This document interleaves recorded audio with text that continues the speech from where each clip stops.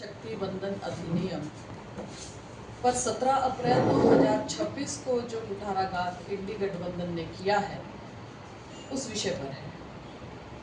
मित्रों, आप सब जानते हैं कि वर्ष 2023 में माननीय मोदी जी की सरकार ने, मोदी जी ने विधानसभा व लोकसभा में महिलाओं का 33% हिस्सेदारी आरक्षण को सुनिश्चित करने के लिए नारी शक्ति बंधन अधिनियम को लाया और बड़े दृढ़ संकल्प के साथ इसको लोकतांत्रिक दोनों सदन उनमें रखा और ये बिल पारित हुआ।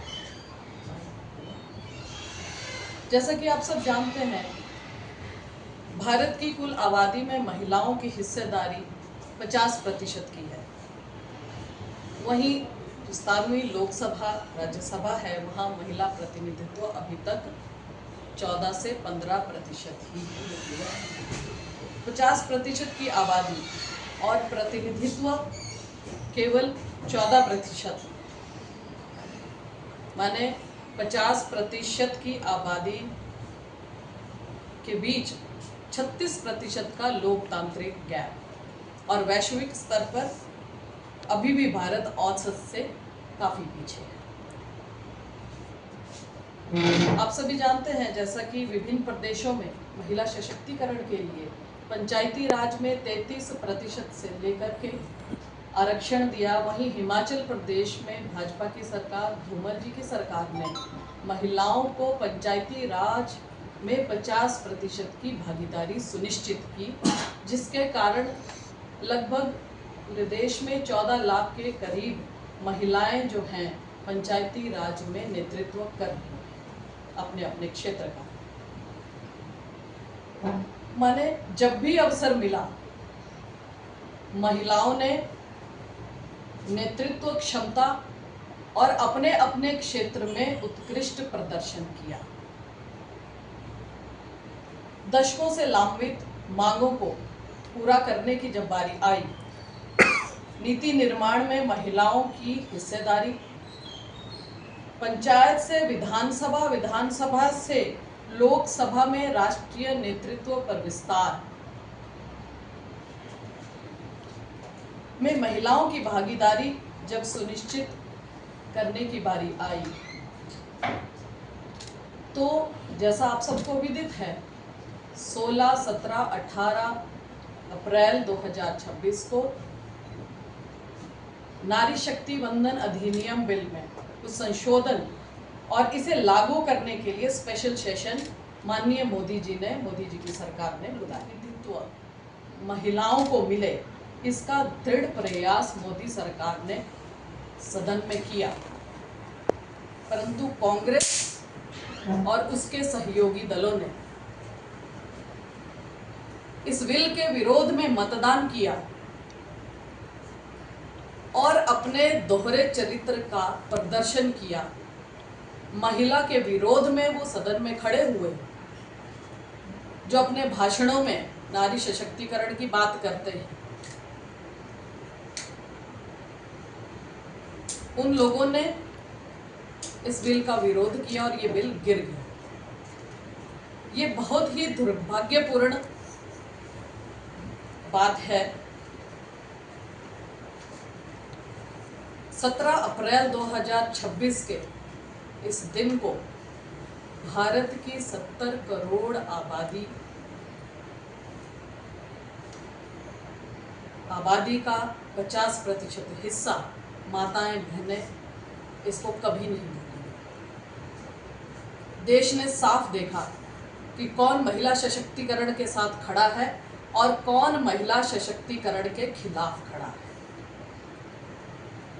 देश की आधी आबादी को क्या दशकों से चले आ रहे उनके अधिकार, उनकी हिस्सेदारी क्या मिलनी नहीं चाहिए? मेरा मानना है कि विधानसभा और लोकसभा में 33% की भागीदारी महिलाओं को मिलनी चाहिए। जहां अभी तक मोदी जी ने महिला सशक्तिकरण के लिए प्रमुख योजनाएं चलाई और उन योजनाओं में महिला की हिस्सेदारी को प्रमुखता से आगे रखा। चाहे उज्ज्वला योजना में सिलेंडर लेने की बात हो, चाहे प्रधानमंत्री आवास योजना में महिला का नाम मुखिया के रूप में हो, चाहे राशन कार्ड में महिला का नाम मुख्य रूप से हो।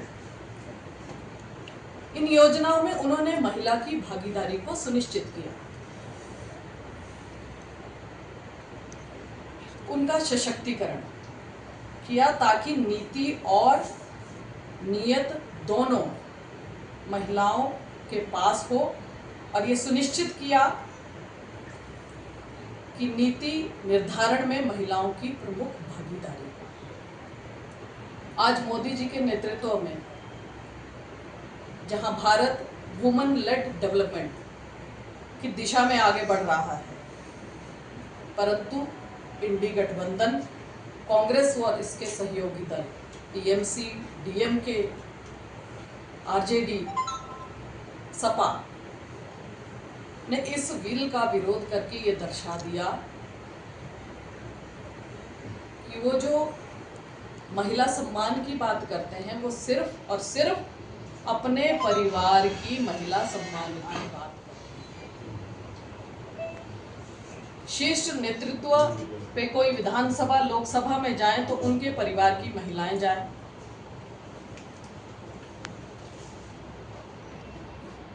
मेरा प्रश्न है,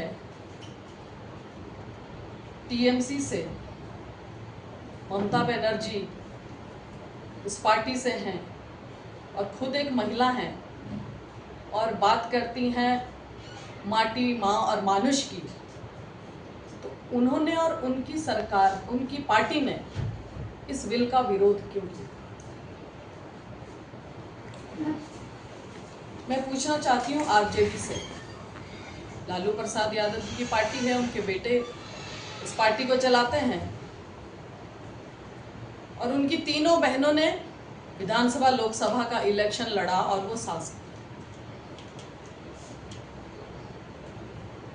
क्या सामान्य घर से निकली हुई महिला जो पंचायती राज से में अच्छा नेतृत्व कर रही है, पार्टी में उत्कृष्ट कार्य कर रही है, कर्मठता से काम कर रही है, क्या उसको अधिकार नहीं है विधानसभा, लोकसभा में जाने का?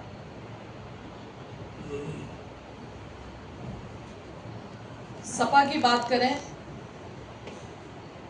तो अखिलेश यादव सांसद हो सकते हैं, उनकी पत्नी सांसद हो सकती है, उनके परिवार की और बहनें, माताएं सांसद हो सकती हैं, परंतु सामान्य परिवार की महिलाएं संसद क्यों नहीं जा सकती? कांग्रेस पार्टी का तो क्या कहना, परिवारवाद की पार्टी है।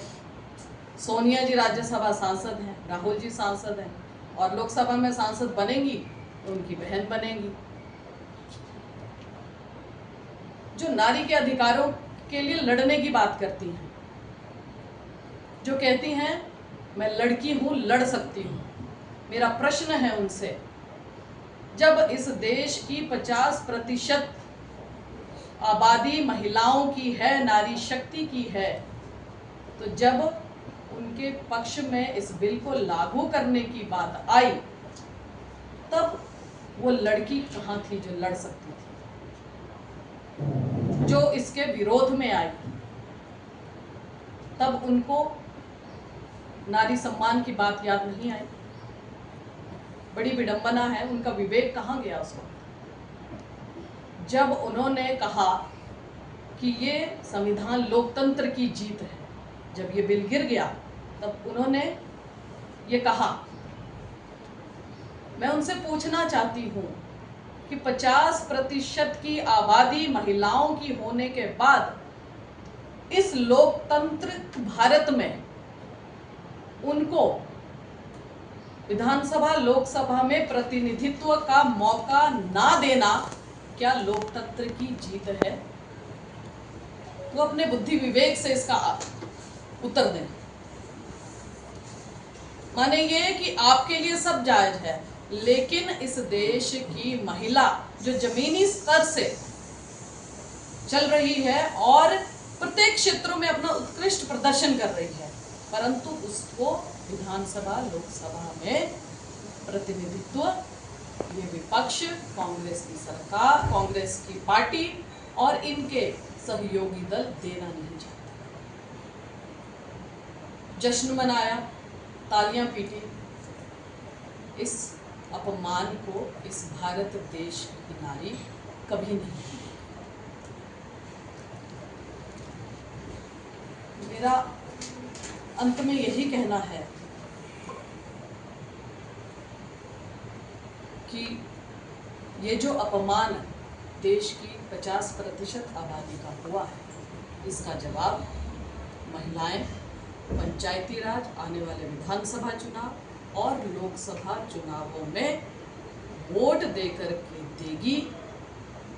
और मोदी जी के नेतृत्व में ये बिल पास भी होगा और जमीनी स्तर से उठी हुई महिला भी विधानसभा और